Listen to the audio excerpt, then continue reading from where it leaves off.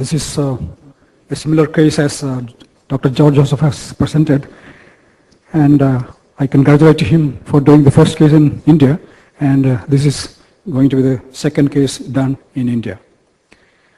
This patient was a 62-year-old gentleman. He had an MI in 2005. The CAG at that time showed he had a triple vessel disease which was not correctable, and he was on medical management. He developed a cerebrovascular accident in this March, went to Sri Chitra Institute in Trivandrum. A CT brain showed infarction, CT angio showed occlusion of the right internal carotid artery, but he recovered from the stroke. Within another 2 weeks, he again reported to Sri Chitra Institute with abdominal pain. There is a plain CT which showed a ruptured aneurysm close to the visceral branches with a huge retroperitoneal hematoma. They thought he cannot be treated there, so he was referred to me. That is the plain CT done in Sri Chitra Institute. You can see a huge aneurysm and a huge retroperitoneal hematoma. And that's a CT scan brain that shows an infarct there. That's a CT carotid angiogram. The right internal carotid is occluded. It's another view. And once he reached me, we did a CT angiogram that showed a huge aneurysm which was involving the visceral branches. That's a superior mesenteric artery, right renal and left renal artery. His celiac axis was totally occluded. So our options, this is reconstructions. And we repeated the coronary angiogram, which showed the left side, both circumflex and LAD were gone, and the right coronary artery was totally occluded. So our options, we consider the options.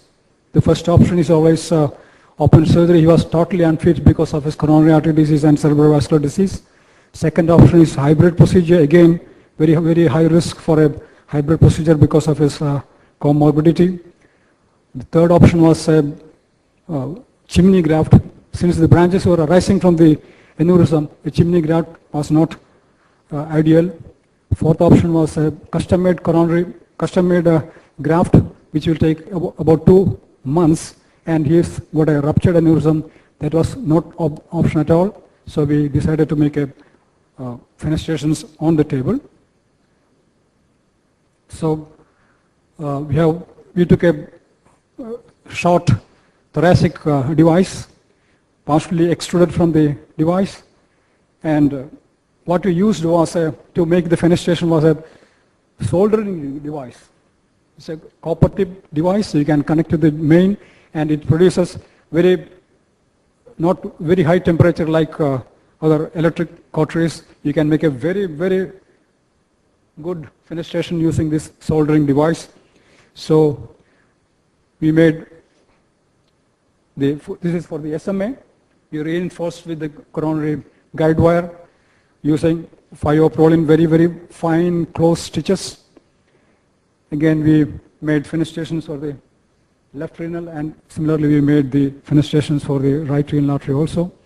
We resheathed using umbilical tape, and then we partially deployed and cannulated the vessels, the superior mesenteric, the right renal, and similarly the left renal, and then we deployed covered stents into all these branches, superior mesenteric, right renal, and left renal.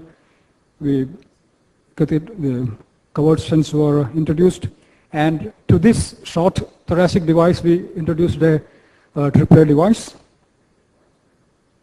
And you can see that at the end of the procedure, that thoracic device and triplet device going down, the 3 covered stents into the SMA and the renal arteries. That's at the end of the procedure. And this is 1 month follow-up. You can see that the SMA, right and left renal patent, you can see that also. That's the two renal arteries, the stent in the two renal arteries. That is a perimecentric. To conclude, on-table fenestration of grafts widens the scope of intravascular management of thoracic aortic aneurysms. This can be used for arch aneurysms also. Since there is no delay of custom making the graft of about 2 to 3 months, this can be used even in treating emergency cases. It reduces the expense. We have done a custom-made endovascular repair also. I think the company charges about 2.5 lakhs per fenestration. This can be avoided, this extra expense can be avoided. But a team of experienced surgeons and radiologists or other interventionalists are required for the success of the procedure. Thank you. A lot of homemade procedures.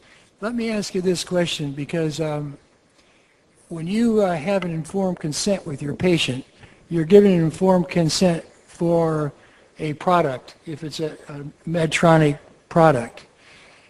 Now you've modified this graft from what the IFU is and what the labeling is from, let's say, Medtronic. Do you then do some special consent form with, with the family? We inform them that we are going to use some new technique, like making holes in the graft, and we tell them and take special consent from them. Yeah. I raise that because there's a case in the United States now where they're being sued because they've taken a product that is approved with a labeling and done this sort of thing. We've actually done a lot of it, and now it's now there's a lawsuit. So I guess the take-home message is be sure that the patient has informed consent signed that they're going through these modifications. That gives you some protection, I think. Cliff, you've got some experience. Well, we have one lawyer in the United States for every 2 people, so that includes children. So that's why you get sued for lots of things. Don't let that happen in India. Any other questions? Okay. Can we move on to the next presentation? Thank you, Dr. Neelakantan.